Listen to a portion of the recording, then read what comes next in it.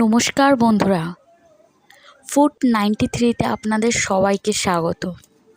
কেমন আছেন আপনারা সবাই? আশা করি সবাই ভালো আছেন, আমিও ভালো আছি।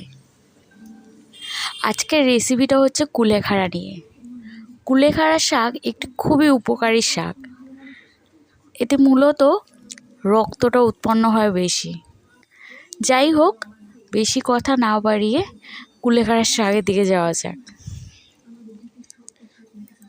আজকে 2 বান্ডি কুলেখাড়ার শাক নেওয়া হয়েছে, আর শুধুমাত্র পাতাগুলো ছাড়িয়ে নেওয়া হয়েছে, আর ডান্ডিগুলো বাদ দিয়ে দেওয়া হয়েছে।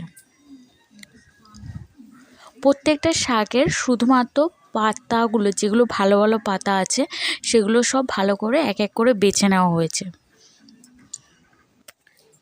সব পাতা বাছা হয়ে কমপ্লিট হয়ে গেলে তারপর কুচি কুচি করে কেটে নেওয়া হয়েছে। আর কেটে নেওয়ার পরেই জলে ভালো করে পরিষ্কার করে ধুয়ে নেওয়া হয়েছে।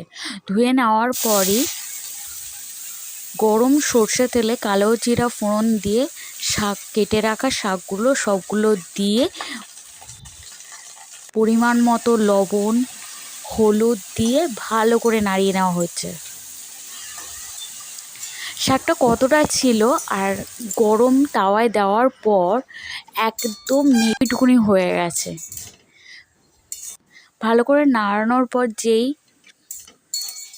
শাকটা সেদ্ধ হয়ে যাবে, তারপর পরিমাণ মতো চিনি, সামান্য একটু কাঁচা লঙ্কা দিলেই তৈরি হয়ে গেল কুলেখাড়া শাকের অসাধারণ এই রেসিপিটা। গরম ভাতের সাথে দারুণ লাগে এই শাকটা। ভালো লাগলে